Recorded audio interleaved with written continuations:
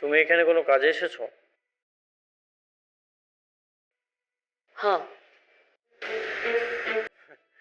যেটা বলছিলাম, আপনি যদি খোঁজ খবর নিয়ে থাকেন তাহলে আমার কোম্পানি সম্পর্কে আপনি ধারণা পেয়ে যাবেন। আপনার কোম্পানি? কয় কি? আপনার কোম্পানি নাকি আপনার শ্বশুরের কোম্পানি?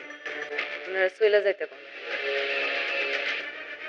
অনিক সাহেব, আপনি আসতে পারেন এখন। আমি চলে যাব মানে? আপনি ওর কথায় আমাকে চলে যেতে বলছেন? হ্যাঁ, বলছি। ওনার কথায় আপনাকে চলে যেতে বলছি। এই কাজটা আমরা আপনাকে দিতে পারছি না। আপনি আসতে পারেন।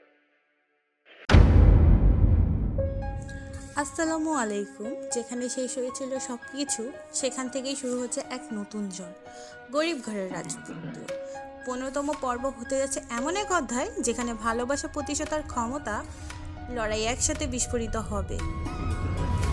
14তম পর্বের শেষে আমরা দেখেছি মেঘলা তার আসল পরিচয় জানার পরেও একা দাঁড়িয়ে আছে বিশাল দুনিয়ার সামনে। কিন্তু একা মানেই দুর্বল না। এবার 15তম পর্বে উনিকার চুপ নেই। সে গোপনে শুরু করে দিয়েছে তার ডার্ক প্ল্যান, এমন এক ষড়যন্ত্র যা শুধু মেঘলাকে না, তার পুরো অস্তিত্বকে নাড়িয়ে দিতে পারে। অন্যদিকে মেঘলার জীবনে হঠাৎ করেই ফিরে আসে একজন। সে তার অতীত জানে, তার কষ্ট জানে, আর সবচেয়ে বড় কথা হচ্ছে সে এখনও মেঘলাকে ভালোবাসে। কে সে? বন্ধু নাকি নতুন শত্রু ছদ্মবেশে?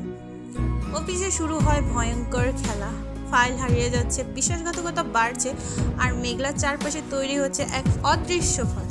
কিন্তু এবার মেঘলার আগের মতো নেই। সে বলে, আমাকে ভাঙতে চাইলে আগে নিজেকে তৈরি করে আনুন। এই এক ডায়লগেই কেঁপে ওঠে পুরো পরিবেশ। আর ঠিক তখনই একটি ভয়ঙ্কর সত্য সামনে আসে। অনিক একা নয়, তার পেছনে আছে আরও কেউ বড় একজন, এমন একজন যার সাথে মেঘলার রক্তের সম্পর্ক জড়িয়ে আছে। এই টুইস্টেই পুরো গল্প ঘুরে যাবে অন্যদিকে। 15তম পর্বে যা যা হতে পারে, অনিকের প্ল্যানের প্রথম বড় আঘাত, মেঘলার জীবনে নতুন ভালোবাসার প্রবেশ, লুকোনো শত্রুর আসল মুখোশোন্মোচন, এবং এমন এক সিদ্ধান্ত যা মেঘলাকে হয়তো সব হারাতে বাধ্য করবে অথবা সব জিতিয়ে দেবে। 15তম পর্ব আসতে পারে খুব শীঘ্রই, আর এই পর্ব মিস করা মানে পুরো গল্পের আসল মজা মিস করা।